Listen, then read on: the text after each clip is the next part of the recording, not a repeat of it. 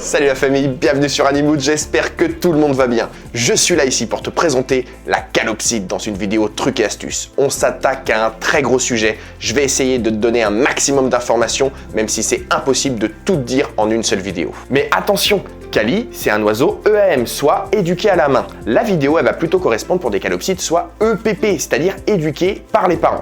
J'espère que tu es prêt à apprendre plein de choses sur cette perruche qui est magnifique. C'est parti!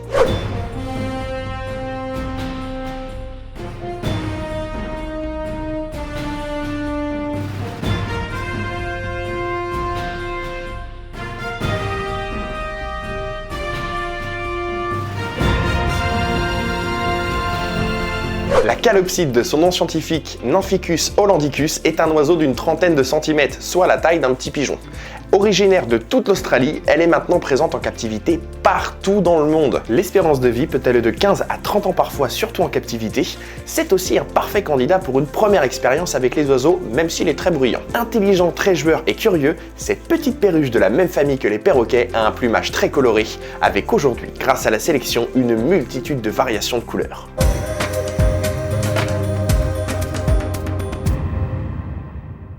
À l'état sauvage, la calopsite est un oiseau extrêmement sociable qui a pour habitude de vivre dans des groupes de plusieurs dizaines, voire une centaine d'individus. C'est pour cela qu'il est important de ne pas l'adopter seul. C'est un oiseau qui est extrêmement sujet à l'ennui et qui a besoin de beaucoup d'interactions avec son maître et ses congénères. Et si malheureusement tu es dans un cas où tu n'as qu'une seule calopsite EPP, eh bien je te rassure, il y a toujours moyen de pouvoir lui rajouter un pote. Mais je t'invite à te renseigner énormément sur le sujet, car en fonction du comportement de ton oiseau, ça peut très bien se passer comme le contraire. Auquel cas, tu auras plus ou moins d'étapes à réaliser pour que tes oiseaux s'adaptent l'un à l'autre. En plus de ça, ce qu'il faut bien comprendre, c'est que si on compare la calopsite à d'autres animaux de compagnie, on est beaucoup plus proche du chien que du reptile ou du poisson. C'est un animal qui va avoir besoin d'apprendre des nouvelles choses toute sa vie et de découvrir des nouvelles choses toute sa vie. En plus de ça, comme le chien, c'est un animal qui va avoir un changement de comportement en fonction des périodes de sa vie. Et je préfère vous prévenir direct, la crise d'adolescence est vraiment vénère, surtout chez les mâles. Pour en finir avec tout mon blabla, ce que j'aimerais aussi vous faire comprendre, c'est que la calopsite, au-delà d'être un simple animal de compagnie, c'est réellement un membre à part entière de votre famille, de votre foyer. C'est pour ça que c'est important de placer la cage dans la pièce principale de votre maison. Elle a besoin d'une vie de famille et de beaucoup d'interactions. Et si vous lui offrez, je peux vous assurer que vous aurez des calopsites qui seront heureuses à mort et les mâles vont pouvoir chanter et pouvoir siffler car ce sont d'excellents siffleurs. Mais je préfère vous prévenir, quand ils vont décider, c'est des oiseaux qui font beaucoup de bruit.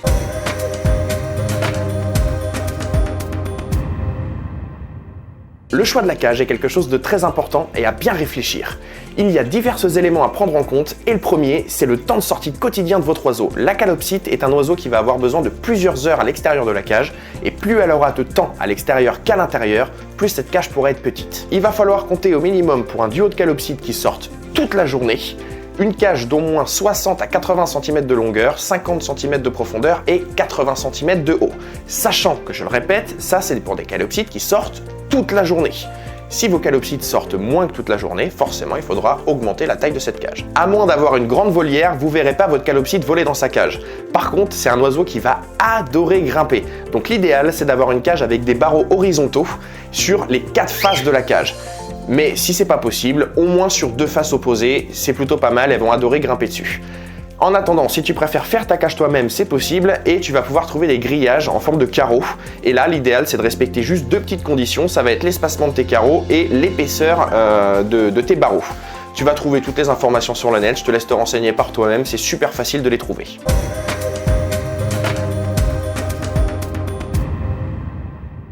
Peu importe l'oiseau, les conseils sur l'aménagement d'une cage vont être les mêmes. La première étape, ça va être de choisir l'emplacement de l'abreuvoir et de la mangeoire, puisqu'en fait les jeux et les perchoirs vont être placés de manière à ce qu'ils ne fassent pas caca sur là où ils mangent et sur ce qu'ils mangent. Tu vas avoir des mangeoires et des abreuvoirs qui vont avoir un espace, qui vont juste laisser passer le bec de l'oiseau. Ceux-là, il faudra très bien les choisir spécialement pour calopsite pour éviter tout problème.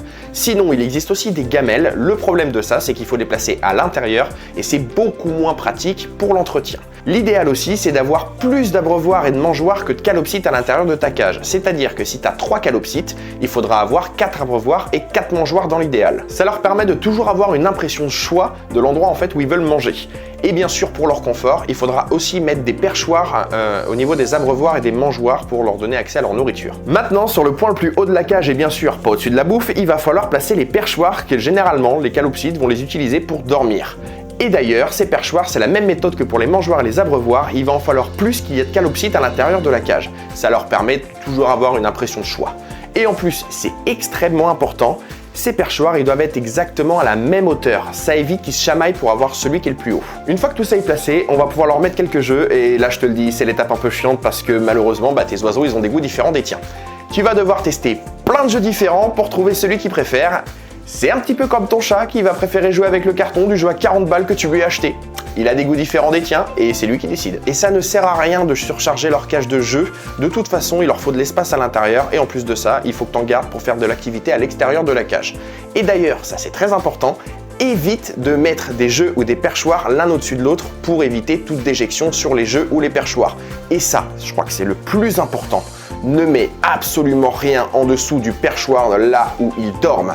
C'est un petit peu comme pour nous, le caca du matin, il est ultra vénère. Tu vas maintenant pouvoir ajouter des perchoirs pour tes jeux, mais la calopsite est un oiseau très habile pour grimper, ils vont pas être très utiles. Évite d'utiliser des perchoirs qui ont tous la même taille et la même forme. Utilise plutôt des perchoirs qui ont des formes un petit peu biscornues, ça va permettre à ta calopsite de muscler ses pattes et ses articulations. En plus, tu vas pouvoir ajouter une corde souple spéciale pour oiseaux, et ça va permettre de muscler encore plus les articulations. Et surtout, c'est important, il ne faut pas utiliser les perchoirs en pierre, ça peut grandement irriter leurs pattes. Pour le fond de la cage, je vais te conseiller de mettre du journal, c'est ce qu'il y a de plus hygiénique et de plus pratique pour l'entretien. En plus, tu vas rajouter vraiment un tout petit fond de sable anisé, ça c'est des petits éclats de coquillage qui vont manger, les calopsites les mangent pour pouvoir les aider en fait à la digestion. Ça va broyer les graines qui peuvent rester à l'intérieur de leur estomac. Et pour finir, ça c'est pour ton petit confort personnel, je vais te conseiller de mettre un perchoir en fait à l'entrée de la cage, donc au niveau de la porte. Ça va te faciliter grandement les choses au moment de la sortie de la calopsite et pour l'apprivoisement. Excuse-moi de te couper dans la vidéo, mais j'ai un tout petit message à te faire passer. Aujourd'hui, ça fait 1 an qu'on fait des vidéos sur YouTube et je voulais vraiment vous remercier pour tout le soutien que vous nous apportez et vous faire plein de bisous. Pour l'occasion, pour nos 1 an, on a décidé de changer un petit peu nos habitudes et de passer de une vidéo toutes les 2 semaines à une vidéo par semaine. Tu pourras nous retrouver maintenant du coup tous les dimanches, mais à 11 h. En plus de ça, on va aussi changer un petit peu, vous aurez d'autres concepts de vidéos. Parce que malheureusement, après 1 an, on n'a toujours pas de YouTube Money et on a dû trouver un compromis parce qu'on ne pouvait pas augmenter notre budget personnel. Donc on a fait ce compromis, une vidéo par semaine et vous aurez des nouveaux concepts de vidéos qui nous coûtent un petit peu moins cher. Si jamais tu veux quand même des vidéos avec de plus gros budgets, écoute, c'est tout simple, je t'invite à cliquer sur le bouton s'abonner en masse, tu vas pouvoir appuyer sur le pouce bleu et nous laisser un commentaire sur toutes nos vidéos. En plus, tu vas pouvoir te rendre sur notre boutique en ligne, te commander ton petit produit préféré si tu as envie d'investir sur la chaîne. J'en ai fini avec mon blabla, ça y est, tu vas pouvoir reprendre ta vidéo. Je souhaite quand même un bon anniversaire à toute l'équipe et toi, je te souhaite une bonne vidéo.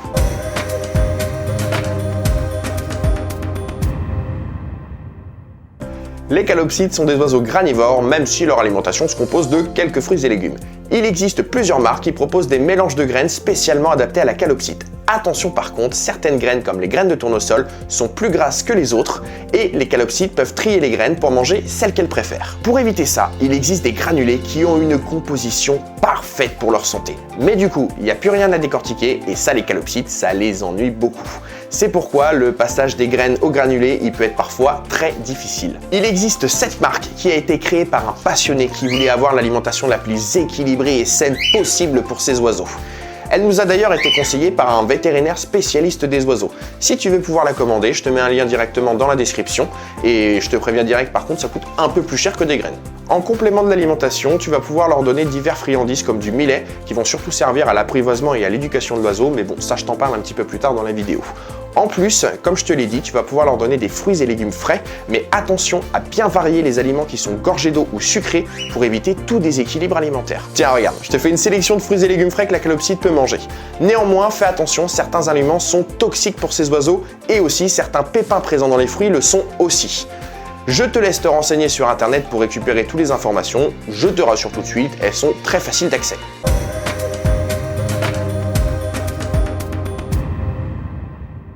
Pour la reproduction, j'ai décidé de pas trop vous en parler, déjà parce que je la connais pas, et en plus de ça, parce que j'ai pas envie de trop vous dire de bêtises.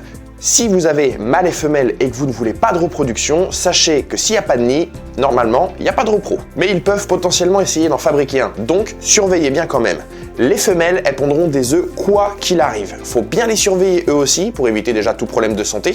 Et comme je vous l'ai dit, normalement, s'il n'y a pas de nid, les œufs, ils ne devraient pas être fécondés. La différence entre les mâles et les femelles peut se faire via un dimorphisme sexuel, comme des couleurs moins vives ou alors des plumes de couleurs différentes chez la femelle. Néanmoins, c'est pas une méthode totalement sûre. La méthode la plus sûre, ça reste le test par ADN et tu peux le faire soit avec une plume, soit une goutte de sang. À titre d'exemple, Kali, bon, que vous avez pas beaucoup vu dans la vidéo, parce que c'est pas moi son maître, c'est Alban, donc elle est beaucoup plus avec Alban qu'avec moi. Malheureusement, vous l'avez pas beaucoup vu. Mais Kali, nous, on l'a eu toute petite. Et quand elle était toute petite, elle avait vraiment les caractéristiques physiques d'une femelle, c'est-à-dire des couleurs assez ternes. Et en plus, au niveau de la base de la queue, elle avait ses plumes rayées en gris et en blanc que toutes les femelles ont. On l'a même emmené chez un vétérinaire, le vétérinaire nous a certifié que c'était une femelle. Sauf que avec l'arrivée des hormones, malheureusement, elle a perdu ses caractéristiques physiques d'une femelle.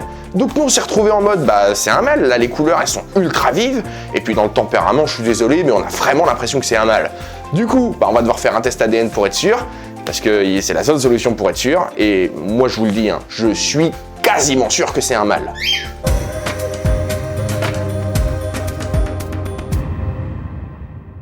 Pour t'expliquer l'apprivoisement, je vais te donner quelques étapes à suivre qui vont te permettre de commencer à créer un lien et d'établir la confiance avec ton oiseau.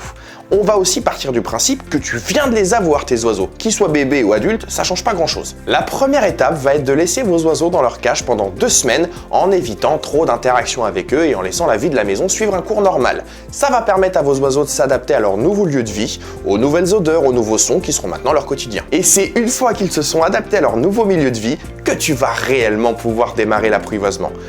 La première étape, ça va être de déposer une graine sur le perchoir en leur montrant bien sûr pour qu'ils viennent la chercher. Tu vas répéter cette opération plusieurs fois par jour jusqu'à ce qu'ils viennent chercher cette graine sans aucune hésitation. Ensuite, tu vas pouvoir lui proposer une graine à la main à travers les barreaux et il va falloir qu'il vienne chercher cette graine dans ta main. N'hésite pas à reproduire cette opération plusieurs fois par jour, mais il est possible qu'il ne veuille pas venir chercher cette graine dans ta main. Dans ce cas-là, il faudra refaire l'opération précédente plusieurs fois. Ça veut tout simplement dire qu'il n'a pas encore assez confiance en toi. Lorsqu'il viendra chercher cette graine dans ta main à travers les barreaux sans aucune hésitation, tu vas pouvoir lui proposer une graine à l'intérieur de la cage.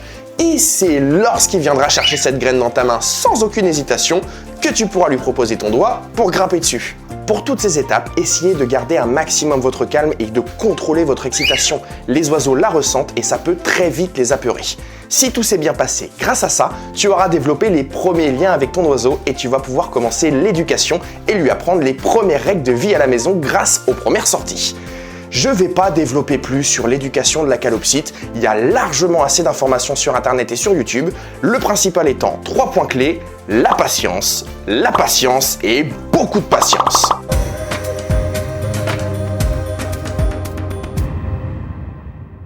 La première étape de l'entretien chez la calopsite, ça va être de changer l'eau de tous les abreuvoirs tous les jours et pensez à faire reposer votre eau pendant 24 heures pour que le chlore puisse s'évaporer. Ensuite, tu vas pouvoir changer la nourriture de toutes tes mangeoires uniquement quand elles sont presque vides, ça sert à rien de le faire avant. Et bien sûr, si vous voyez un jeu ou un perchoir qui est complètement miné, il faudra penser à le nettoyer avec de l'eau chaude ou du liquide vaisselle pour éviter tout problème de santé. Pensez aussi à faire une rotation dans les jeux qui sont à l'intérieur de la cage. La calopsite est un oiseau qui se lasse très vite, donc ça va vraiment permettre d'éviter l'ennui. Normalement, vos calopsites se nettoieront mutuellement, mais vous devez mettre à leur disposition à l'extérieur de la cage un bac d'eau, ou alors vous allez les vaporiser, mais ça dépend de leur préférence. Pensez d'ailleurs à laisser reposer cette eau pendant 24 heures comme pour les abreuvoirs. En plus de ça, si tu as 2 ou 3 calopsites, je vais te conseiller de faire un changement du journal que tu as au fond de ta cage une fois par semaine.